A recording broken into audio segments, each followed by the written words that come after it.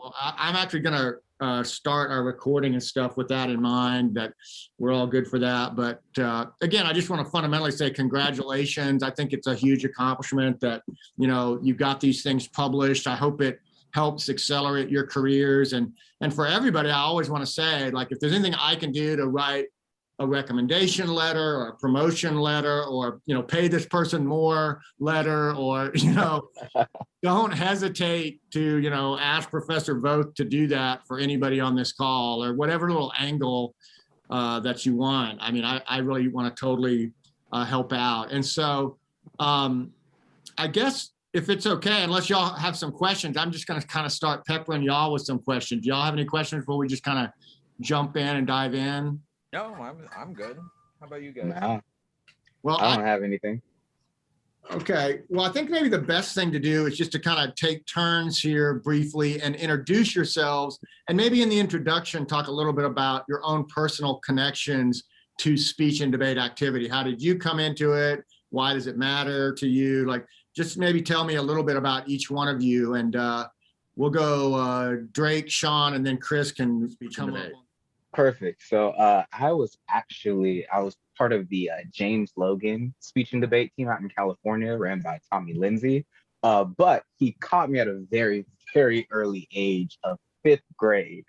I was actually in a little bit of trouble at the time, and he was coming as part of a program through the New Haven Unified School District at the time. He was coming down to work with a group of elementary school kids in speech and debate. And I was sitting outside the principal's office at the time, waiting to get in trouble. And he was like, "We want him too." And so it kind of just guided me in. I remember my first event was duo interpretation with a partner, Dominic Scott. So if he's ever out there listening to this, Drake remembers you, says, "What's up, man? Hope you're doing good." But from there, it was kind of hooked on to me. And I did duo ever since, has managed to get me through college. It helped me transition into grad school, where I ended up doing theater, finished up during COVID and all that. So it's a little weird, that experience, but it's really brought me to a new level in my life. I never thought that would be the catalyst for it. As a matter of fact, I'm even working in it now with middle school students. So this is definitely something that we'll be using with them when we're time to teach them about public speaking and debate things. The good thing about going last is I can actually brag on them a little bit. Drake is actually one of the most decorated duo competitors ever. He's either been in the finals or won the national championship on every level, just about every national tournament. So, yeah, that's part of my theory about having you go last. Make sure that all the humility gets scraped out properly, so that we get a proper perspective on how talented these folks really are. So yeah, that's awesome. But thank you, Drake. That's really, really good. That's a great bio and a great little lead into the conversation. So the other thing is that Drake was also captain of the Great Debaters for 4 years, correct? Yes. Yep. I got to follow up after the foots of Sean, so it was definitely some big shoes to fill, but we managed with some help. We got it there. Goodness. I guess I'll follow up. Yeah, let's hear about those big shoes. I remember some of those shoes. So I got into the activity. Michael Merritt from Galveston, Texas. He coaches at Ball High School. He introduced me to the activity. I was actually in his public speaking class. My mom just wanted me to take his course, just so I could, have an old school teacher, as she put it. And so he introduced me to the activity, and I literally fell in love with it. I've never been a sports, type individual. I've tried different types of sports, but it just wasn't my thing, So when I got into speech and debate, I instantly knew, man, this is something that I really think that I can do, for, the rest of the time that I'm in high school, and had no idea that you can go to college for it, had no idea you can get a scholarship for it. And so, of course, the movie The Great Debaters comes out, and I ended up getting a full scholarship, to go to Wiley College, to compete on the debate team. And I knew from then I always wanted to be a speech and debate coach and just have my own team, and try to do things, my way and be able to kind of share the activity with, people that are coming, behind me as well. I was the captain at Wiley, and speech and debate is giving me my life. Honestly, it's given me every opportunity that I've had thus far.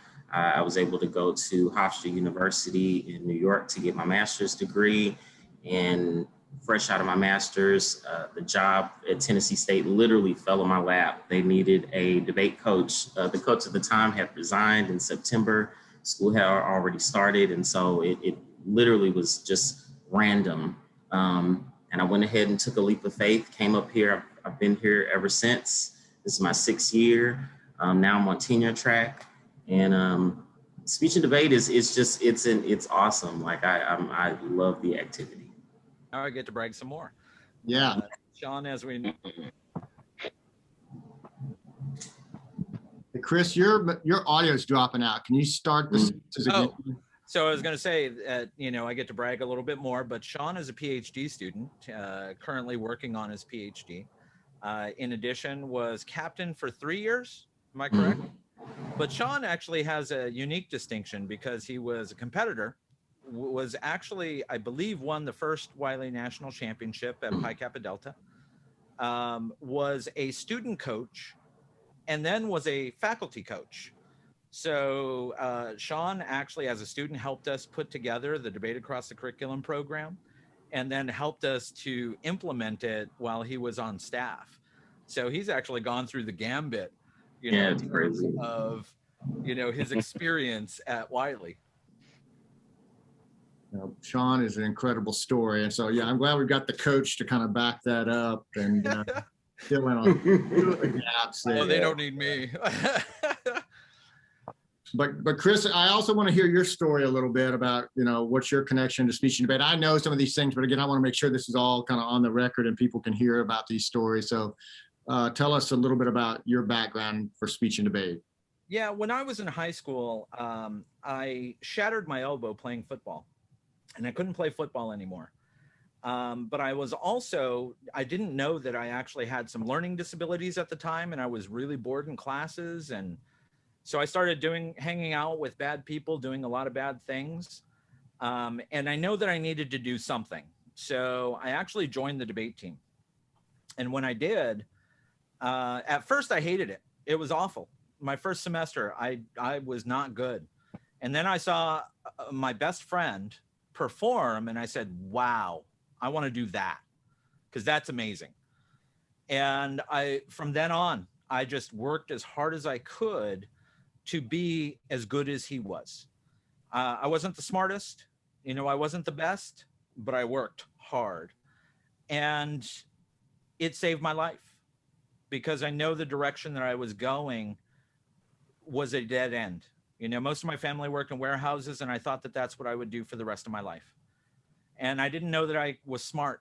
Honestly, I didn't know that I was intelligent. And it took that family on the debate team to prove to me that I was intelligent. I didn't think that I could go to college, graduate, much less get to a PhD. And when that happened, I kind of fell into coaching right after high school.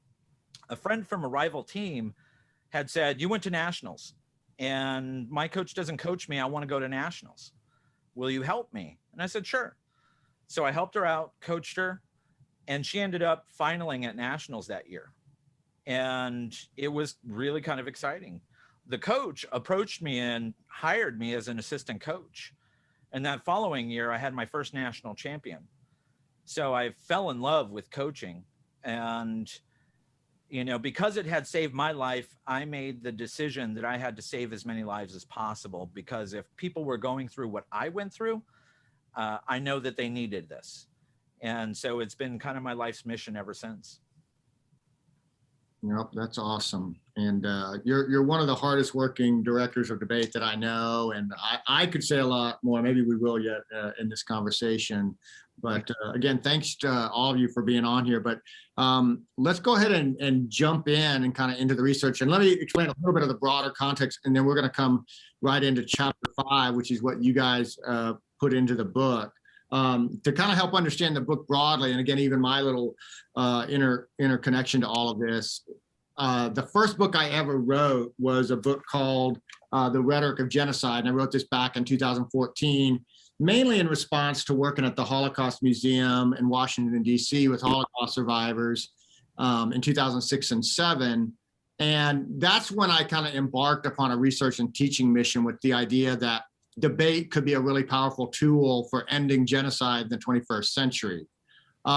In this book, and y'all kind of know this because you know the Wiley story so well, chapter 9 of this book is a chapter about James Farmer Jr. And I had kind of written it in response to the movie, like y'all have talked about. And I also formed a relationship with Wiley, basically saying, like, whatever y'all need that I can give, I want to try to help you get a coach, get whatever, get this program up and running again after the movie. But you know, as I formed that relationship, as I looked at that chapter in that book, that led to me a closer relationship with Wiley and people like Chris and you all. That led to my third book, which was James Farmer Jr., The Great Debater, in 2017, and really taking up where the movie left off and talking about, like, what did James Farmer Jr. do after he graduated from a debate team to be a civil rights leader. And then this book that we're talking about this afternoon is trying to take that whole trajectory that started in 2014 and through the Farmer book and put a global spin on this message about debate and how powerful it is and things like that. So of course, and I don't know if everybody's aware of this, but Chris and I were talking about this before, that on Monday, we had a chat with the I Debate Rwanda folks, Jean-Michel Habineza. And that is kind of a centerpiece in the book about this debate camp that happened on the 25th anniversary of the Rwandan genocide in December 2019.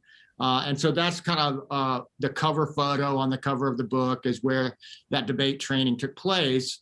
But the book on whole argues that debate is the opposite of propaganda, and propaganda is the fuel of genocide. And so the more we teach debate worldwide, the better off the world's going to be, and the further the world's going to be from dangerous forms of injustice, even things as bad as genocide. You all have a very important part in this book in that you wrote chapter 5, and that chapter on debate at HBCUs, I think, is really, really critical and is something that the world needs to hear about. And so I was really, really excited when y'all said yes and that you could kind of do this and put it together. Now, the chapter, as y'all know, has two kind of basic parts to it, and that's kind of where I want to go next and have y'all speak about. The first half of chapter 5 that y'all wrote has to do with the issue of code switching and having a communication model for competitors and things like that. So now the second part has to do with the critical thinking and the debate across the curriculum that Wiley implemented. So let's start on that first half. And again, and any of y'all can speak up and take turns on this, but what is your thinking and what's kind of the thesis that you want readers to take away in that first half of chapter 5 about code switching and the communication model? Do you guys mind if I kind of set a foundation here on this? Yeah. So while I was coaching at Wiley, and going to all of these tournaments and seeing my students interact with students at other schools, the same type of things just kept happening. And so I kind of documented it, in how they were interacting with competitors from other schools and judges and so forth. And I noticed that while their relationship started to grow, their communication started to change. And the results of that communication started to change, right? So in the beginning, some of our students had difficulty with getting audiences to understand their perspective and their frame of mind and where they were coming from. And it wasn't until they actually went through this process that they were able to create a relationship with that individual. And at that point, that's when their work started becoming accepted. That's when they were able to change beliefs and to change minds. So, they started off with code switching predominantly when they were interacting with other students and other judges and so forth. And then as they got more comfortable, I saw that there was code meshing where, they were able to integrate, their own identity within their communication. And then at that point, after that, what happens is other individuals start to accept them as a person rather than identify them with the school, right? They become Sean Allen and Drake Pough instead of, you know, the duo guy from Wiley, you know. And then after that, that's when their work then starts to become appreciated. And after that appreciation process, then their work starts to become acclaimed and becomes groundbreaking. And that's when the persuasion happens and they can really break those ideological barriers that exist. And it was just from observation. So I just wanted to lay that foundation for you guys. Yeah, Drake and Sean, you can jump in kind of any which way you want in terms of your experience with it or kind of certain arguments within it that you kind of liked in terms of that first half to chapter 5. Yeah, well, the one that was interesting for me was the code switching and the code meshing, because I can honestly say firsthand experience there was definitely some code switching, not explicitly stated, but it was something that it kind of self-consciously, you kind of make sure that you take a mental note of like how you're acting, you know, in front of in different spaces, and making sure that, you know, you aren't trying to embarrass the group. You know, things were different, you know, for our team, honestly, when we went to tournaments, even at award ceremonies, you know, making sure that, you know, we had to practice a certain level of decorum there. You know, there were some students who, you know, we brought into the activity and they were not used to interacting in certain spaces, you know, so it might have been harder for them to, you know, sit still at an award ceremony, you know, or not say something like, yes, queen, you know, or like we have some soul, you know, on the team. And so there were a few barriers there that we had to kind of break down. And there were certain people who really didn't understand, you know, why can't I, you know, just act how I act, or why can't I just be myself, you know?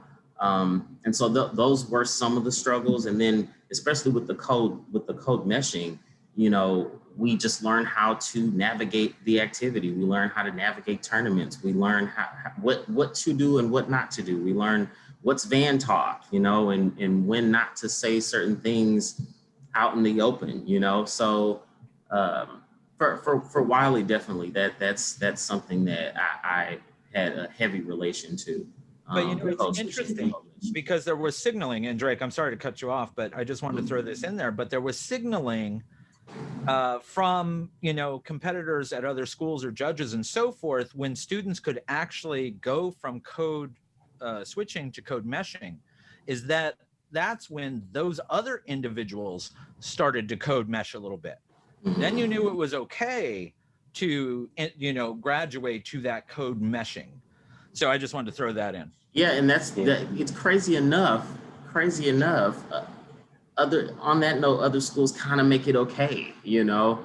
There are certain things that we thought weren't okay, and then, you know, a UT, you know, may think, oh man, Wiley is so cool, you know, and they'll praise us for dancing in the lobby or something like that, you know. So it was, you know. Go ahead, Drake. Yes, I would say that the circuit is definitely an interesting dynamic to explore. As someone who came from a bigger high school program, we had kind of been instilled a lot of those things by our coach, like I said, Dr. Lindsay.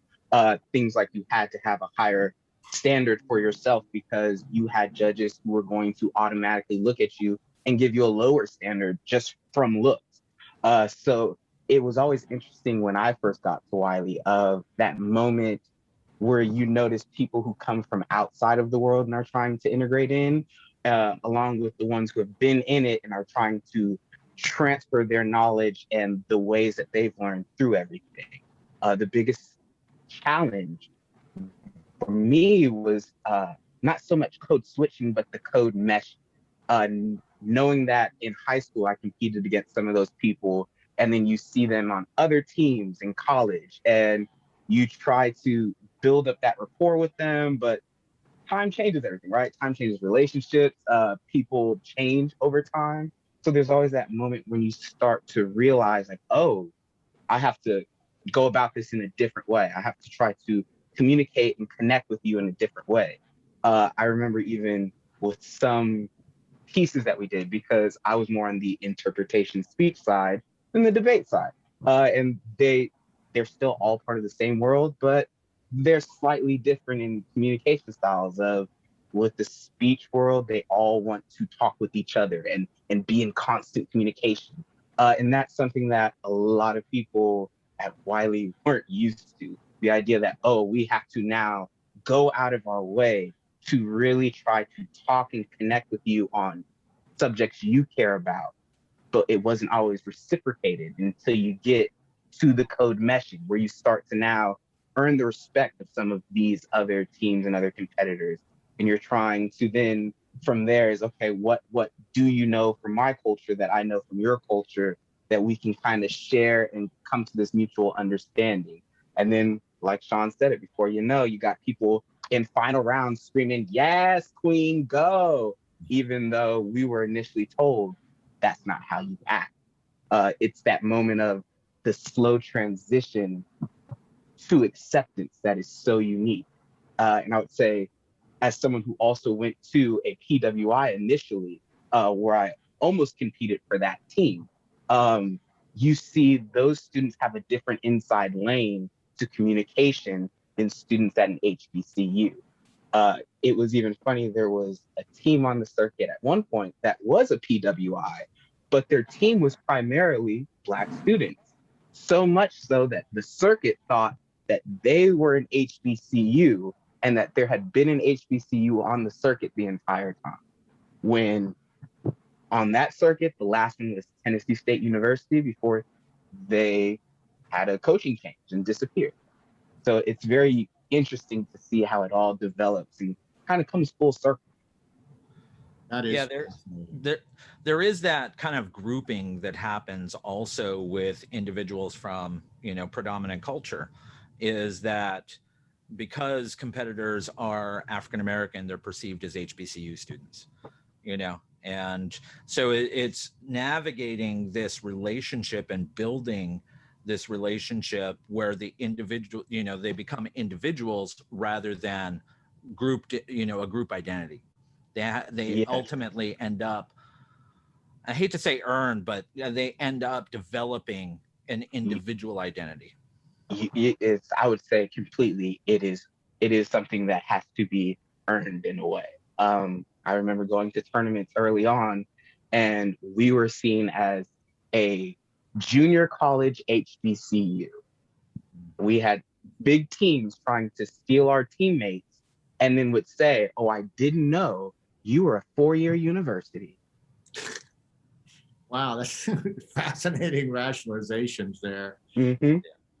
Yeah, and I think this discussion is going to really enrich the text that people read, that they would be able to hear, you know, exactly what you're talking about. Because sometimes, you know, you read something academic, you're like, well, what does that look like? Now you can really hear. Actually, if I can tell you a story, Go ahead. We went to a tournament once, and it absolutely broke my heart because one of our students, we were getting together in the beginning of the tournament, talking about rules and how we needed to act and that sort of thing. And we were still young. It was a young team. It was early. And the student pulled me aside and said, Coach, why do I always have to change how I behave? It's not fair. And it broke my heart, and actually kind of bringing tears to my eyes right now. But I said, you know what? It's not right and it's not fair. But when you win the game, you can change the game. And that's what happened, is as the students started to progress in their, you know, awards and accolades and so forth, they gained such acceptance that they could then become themselves. It sucks that it happens that way. And this was just observations. This wasn't us designing this communication model. It's just what we observed happened. Yeah, and I love that angle, and I love all of you, the passion you have about that, because it fits in some other writing. This is also in the book too, about kind of what I term an Afro-idealist perspective, where you recognize that discrimination is a real thing, but you also recognize there are examples of overcoming. And you're describing that, where, and Wiley, with all of y'all's leadership, did some really incredible things in that regard. And I loved how Drake made it very vivid about, and I remember encountering this back in the mid-90s, the differences between debate and speech culture, and about how I would say speech and debate together is very intensive about, you will do this, you will dress this way, you will talk this way, and then everyone will talk to each other, and you will, whereas debate is a little more reclusive, and so you sometimes don't deal with that as much, but there's an intensity to that speech debate combo that Drake so well described. And again, getting to watch y'all, struggle, and I would say have some significant successes against it it makes the whole chapter a lot more vivid for me. And I think people hearing this are gonna resonate more with, what are these academics saying in a book? They're gonna really understand, like, oh, okay, that's what happened, So, well, and the other thing that I think that needs to be made apparent is that our students at Wiley faced a lot of challenges in terms of discrimination. Right? Whether it be written on ballots, whether it be how they were treated, whether it be just simple interactions with, people from other schools and judges and so forth, whether it was deliberate or, just bias, subconscious bias is irrelevant. But, students at HBCUs and African-American students have had to really suffer through some challenges in terms of competing in a space that wasn't built for them. Speech and debate competition was not, or integrated speech and debate competition was really not designed, in the way that it is now, and the way that these students have changed it, And so I think it is worth acknowledging that to this day, there is unconscious bias that exists. And I think that as a community, I think everyone would be well served to look at some of the ways to help to eliminate it. Yeah, no, and that's a powerful point. And I hope, obviously we looked at this primarily in an American context for this chapter, but hopefully this will kind of create a venue for this even globally, because, when you think about speech and debate happening at the global level, there's just an infinite set of possibilities for this kind of bias and misconduct. And so, kudos to y'all to, first of all, experiencing it, second of all, struggling against it, and third of all, then doing something that rarely do people do, is like actually sitting down and writing it out and saying, like, okay, here's what happened and here's what we propose. A lot of times people obviously just suffer. But the fact that this has made it all the way into print and things like that really makes me happy. And so hopefully, yeah, it'll be guidance for the further diminution of this bias and this difficult and barrier and things like that. But what heroic things all three of you have done, and your teammates as well. But let me, even though we could spend a full hour on this, and I apologize that we won't, but in order for this recording to work, I do want to kind of go to the second half of your article and your chapter, where you all implemented debate across the curriculum at Wiley, which is, even when I was trying to help y'all a little bit with that, I was just thinking, like, man, this is so ambitious. I just don't even know if it can be done. But you did it. And got some incredible results. And so I don't want to steal the thunder, but let me just kind of invite y'all to kind of go into the second half of this chapter and talk about debate across the curriculum. And again, y'all just shift it around any which way you want here. I'll lay the foundation again, guys. But, it's funny because you were talking about how ambitious it is, and I almost quit. Because they didn't want it to be that ambitious. They said, let's take just a few freshmen. We'll take 100 freshmen or 50 freshmen or whatever it is and take them through this program. And I said, look, if you want my work on this, we do it for everybody or not at all. Wow. And so I laid down an ultimatum, and they finally acquiesced and said, you know what, if you're that passionate about it, then let's do it. And basically what it is we taught every student coming into Wiley the fundamentals of argumentation in their freshman experience class. and then reinforce those with debates or discussion assignments in every classification of every major. And then we studied it, both with satisfaction surveys, which gave us an indication of engagement, how engaged these students were with the process, ultimately how much they learned from it, because we asked them, did you learn more about the material from debating it? And then we also looked at the collegiate learning assessment, which was our assessment tool of both critical thinking as well as communication. And so we were able to analyze all of that data and found that the students within this program had the highest percentage of growth in the country in terms of critical thinking and communication. That students coming in to Wiley, because it's an open enrollment school, had scores that were far below average. And then ultimately, when they graduated, were on par with the national average.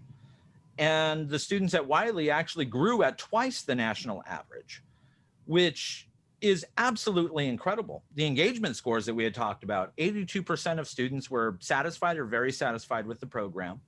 And about the same percentage said that they learned more from debating the material.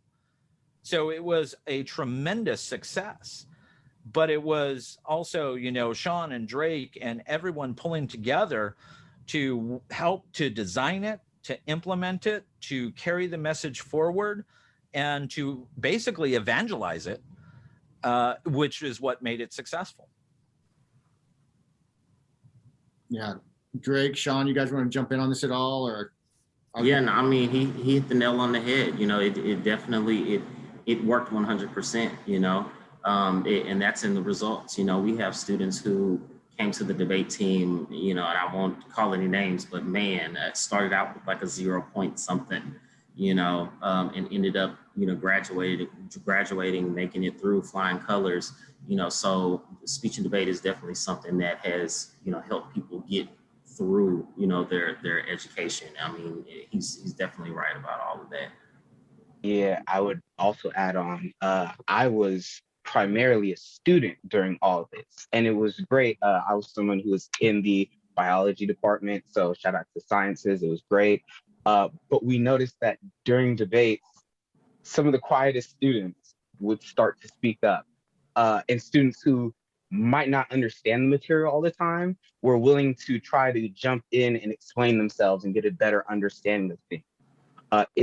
It made it accessible and easy to say you disagree or say you don't understand, and being able to either explain it out or have someone in the debate kind of go that back and forth to help come to a conclusion. It goes to show just how effective it is, but it should be something that is kind of permitted throughout every level of schooling. I came from a district that even one of our teachers, because I just had an interview with her, Patsy Lockhart at the time, she implemented this style of having a debate in her middle school classroom, right? And it would be over the Constitution, because that's the best way for all of us to kind of integrate and exchange in politics, is understanding the basis of our country, right? And being able to sit there and discuss gun rights versus freedom of speech and how we can come to a better understanding of that within our current context, because a lot of things that we know and learn were found way, way long ago. And sometimes those things change, especially when you're dealing with human interaction, human policy, unlike hard fact science sometimes. So watching people be willing to kind of waver on their opinion and get new information and thus change their opinion is crazy. Something that we, especially in today's context, we don't see enough of someone getting a new piece of information and admitting that they were wrong. But there's actually two things that Drake also touched on that I want to expand upon. And one is about the, basically it's a treatment for those who suffer communication apprehension, right? Those individuals who are shy within classes, afraid to speak up and so forth. And research shows that the earlier that you can intervene into that communication apprehension and give students an opportunity to speak, that communication apprehension goes away over time, right? And the second thing that Drake touched on, which is important, is about skills and skill building. And the research shows that students coming out of college don't have the critical thinking skills that are necessary. I think only 17% of students graduating from college have critical thinking skills that have grown. And critical thinking, communication, being able to work in teams, all of the soft skills right now are what CEOs are identifying as a skills gap within our country. So the ability to work with students and to build those skills so that they will be ready for the evolving economy, because, you know, they say that we're now training students for jobs that are going to be obsolete in the next 10 years. So the ability to train those students with skills that are going to be able to help them to adapt in this economy is absolutely vital. And it's something that we're not doing enough of, right? And so I think that the debate across the curriculum is something that, you know, some educators will say, oh, you know, that's a good idea. No, in actuality, this is absolutely vital and it's groundbreaking. And I hope that educators take a more serious look at it because it works. It creates engagement. It builds skills. I actually talked to a couple of students who were at Wiley during, you know, the program. And I talked to them recently and what it is that they're doing. And they actually admitted that debating in class, even if they weren't on the debate team, helped them so much. And they've been able to progress within their careers fast because of those skills and because of that confidence. And so it, you know, I would really like to actually follow up and track some of those students and what it is that they're doing now and how they've progressed in their careers, because I think that that's an important follow-up. It's truly amazing to me because debate is one of the very few, and speech too, because they both kind of, like I said, different ways, do the same thing. But it's amazing because there's very few activities that someone can feel validated in their abilities and in themselves without physical tools, right? We usually see it of like, oh yeah, they can play basketball or they can do something like that. They're a sports person or they can use their hands. You never really get to see people be validated for their ability to speak outside of, wow, you speak so proper or you speak so nice. One of the biggest microaggressions that you usually can come across. So it's the first time I think for a lot of people that they feel as if they can do something. We always say in debate, like, your voice matters, right? You're supposed to advocate for the voiceless. Some people aren't voiceless. They've just never been given the chance to speak. And so now that they've been given the chance, they understand their power. They understand, wow, I can actually do something. I can go further than what someone told me or my environment told me is acceptable for me. Yeah, I want to underscore what y'all are saying because it's really just amazing. And this last point that Drake just made, I want to talk a little bit about and maybe get some more feedback about that. You know, there's sort of a thesis out there, and it's not completely wrong that like a lot of our justice issues are tied to material deficits, like people don't have enough material economically or something like that. But I think maybe what might be more wrong is what I kind of have referred to in some of my writing as a communication deficit, like who gets to speak or how many people out of a society get to speak. And that's where, even though I love speech and debate, it's like it may only be a dozen people or 20 people on the campus. And then everybody else is left, like you're describing, Drake, you know, not ever having an opportunity to speak. But when you start spreading that communication equity out, and everyone gets a chance to speak, that's when real social lifting, I think, starts to happen. And that's where I think this project is exactly like Chris is saying. I mean, this is amazing. This is astounding. And again, I was actually lecturing about this in class, this research that y'all did. I mean, this chart that's on page 92 of the book where the scores are laid out. I mean, I point out the class, like UT Austin and UT Dallas showed declines in critical thinking while they were in college. Yep. But Wiley goes up like 18.67%. And then this is at a time when the Wall Street Journal is writing about this data and saying, we're not sure it even does any good to go to college because so many good schools show a decline in critical thinking. While that was happening on the Wall Street Journal editorial page, y'all were taking it off the charts on critical thinking, and you were spreading it, like Drake said, to everybody in the school. It wasn't just the speech and debate team, which I thought was worthy, but it's like the whole school got that. I mean, I just don't know that we can shout enough about that or get enough headlines about that. But I don't know, I guess, I mean, I'm already saying what you already said, but I just want to say that, like, that's amazing. You know, it's funny because I didn't publish the results, but I actually took a sneak peek and separated out the speech and debate students, and this was years ago, and looked at their scores and the growth. And the growth was actually even higher, you know, for the speech and debate competitors. So we're talking about, yes, speech and debate competition, you know, helps students to grow critical thinking, but this does too. But actually, there's a question, Sean, that I have for you, because you were in a unique perspective. You actually worked with us as a student, as the student representative, you know, in creating this program and designing this program. At the time, did you think it would work? You know, it's crazy. That made me think about my time as a forensic specialist, you know, as well, because I had a part in making sure I taught it. And so, not necessarily that I didn't think it would work. I just didn't think it would work as well as it did. You know, every great idea has some form of, you know, every great idea works to some extent, you know. But I didn't think our results would be that amazing. And so as a teacher, as somebody who was able to stand in the classroom and like really try to get the students engaged in different topics and things like that, I can honestly say they learned the material better when I incorporated speech and debate. And when I incorporated, you know, like IPDA, or, you know, we're going to talk about Coke versus Pepsi, or we're going to talk about Cicero versus Quintilian, you know, quality versus quantity, you know, the pen, you know, the sword. And so these different debates got the students engaged on another level, you know. So I didn't think it would work as well as it did, but, you know, it most definitely took off. Yeah. It's that moment when you realize you have an opinion and it matters. Mm-hmm. And even though you might not line up with everybody, you can have something to learn and you can educate somebody too during it all.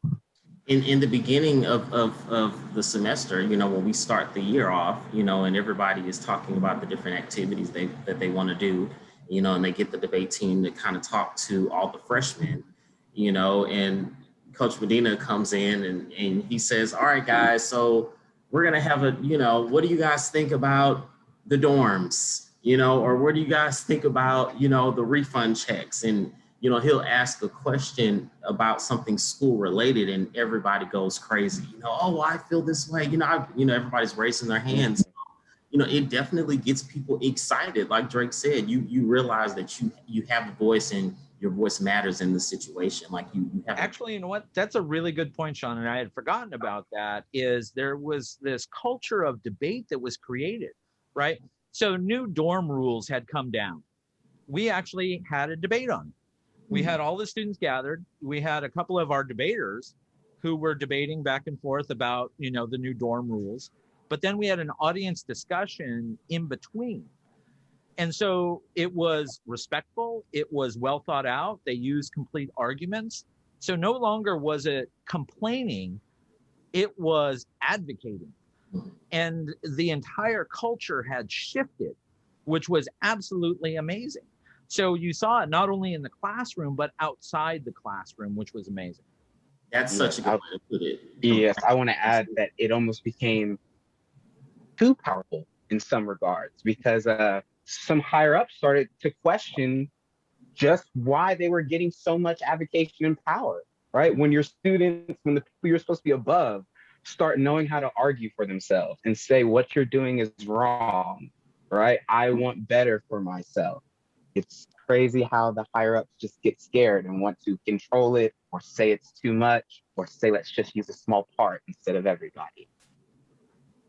Yeah, because it's easy to kind of dismiss, you know, a student who's not coming about something respectfully, or may not know how to approach an administrator, you know. But when you show them the format, you know, you give them the magical pen. They know how to craft that email, you know, they know in the office, and they know how to articulate themselves it starts to become a different situation. Now, you know, we have students that are saying, hey, it's not cool that we don't have different food options in the cafeteria. You know, like, what can we do about this? And, you know, it's like, oh, hey, we gotta address this now.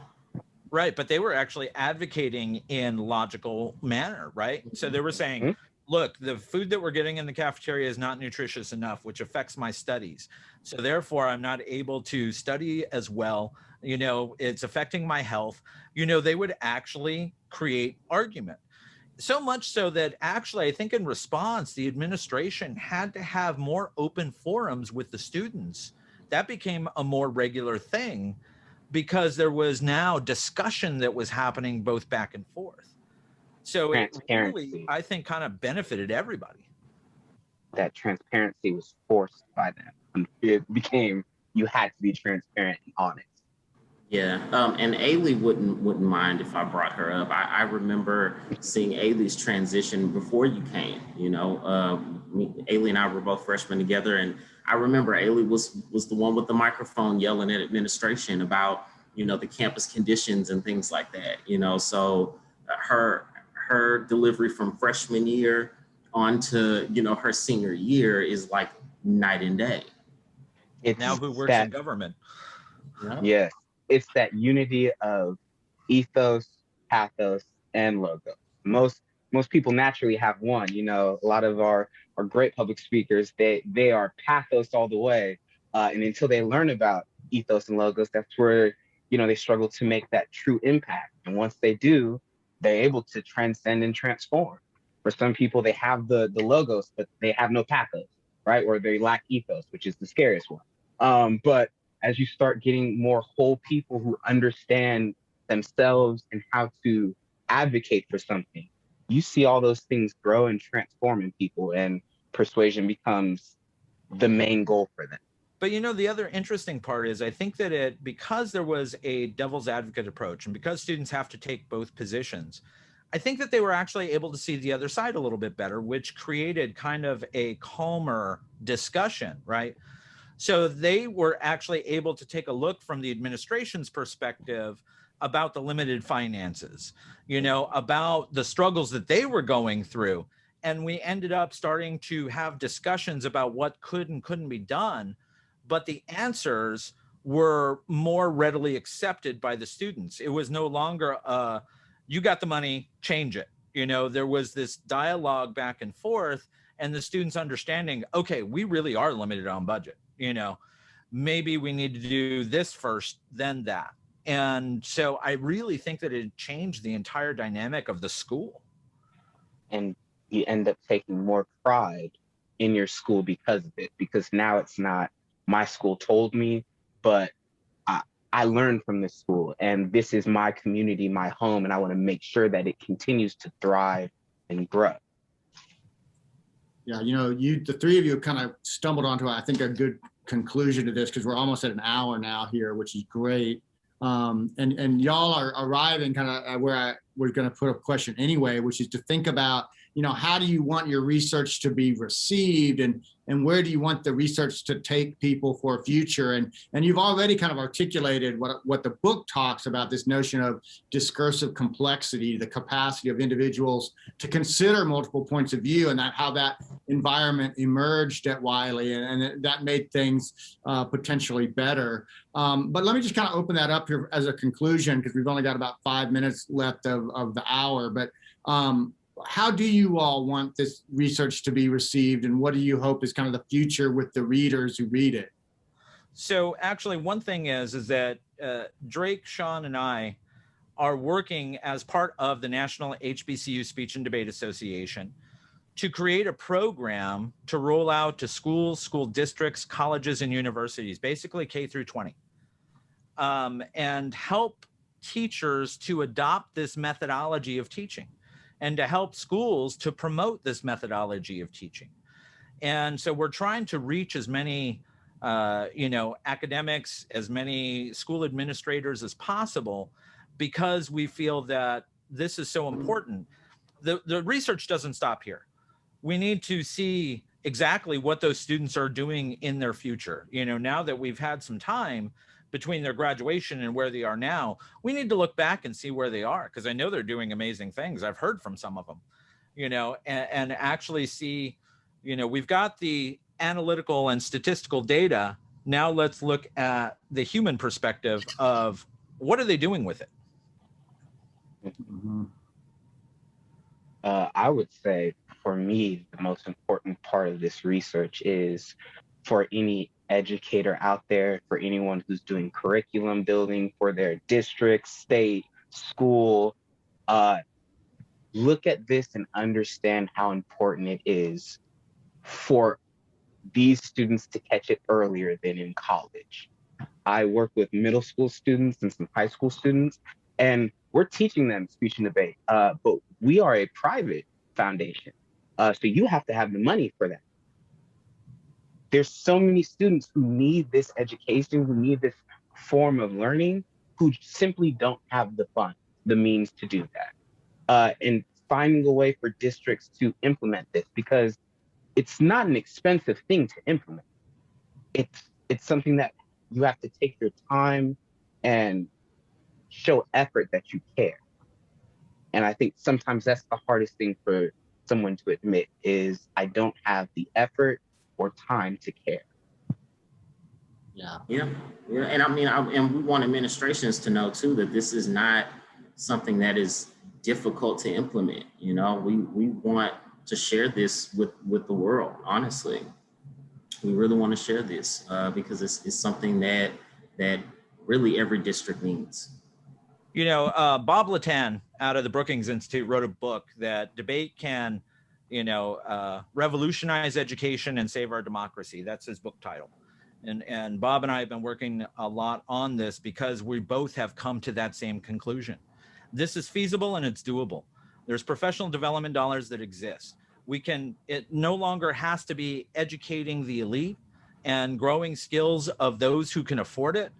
There is the ability out there to bring this to everybody, especially underserved populations. Yeah, that's so powerful. Everything y'all are saying is so powerful, and I'm so glad that this is in a global context. Even though a lot of what we're saying is right here in the United States, and we still have a lot of needs in the United States. I mean, one of the interesting things in the book is a chapter on China where it's amazing how much China perceives, the government perceives that what we're talking about is the best way to accelerate the education inside of China. And there's a guy named Stefan Bouchard who's doing a ton of stuff with debate in China. It's like they don't have to be sold. They're like, oh man, we got to do this. It's like that's all kinds of different cool things. And yet in America, it's kind of like, oh, everybody just, I shouldn't say everybody, because there's all of us and others, but there's a resistance, you know, like, well, could this really work? But like y'all have proven that it really works amazing in so many different levels. So I just want to say thanks. And again, congratulations. I'm so glad that this is in the book and that it's published and it's a record. And yeah, you can definitely, you know, put it on your resumes and things like that. But I also know that you're each doing like really incredible implementations of this in your own lives and your own work. So thanks for taking an afternoon here with me. And again, like I said, I'm going to be disseminating this on different social media platforms. Feel free to kind of do whatever with that.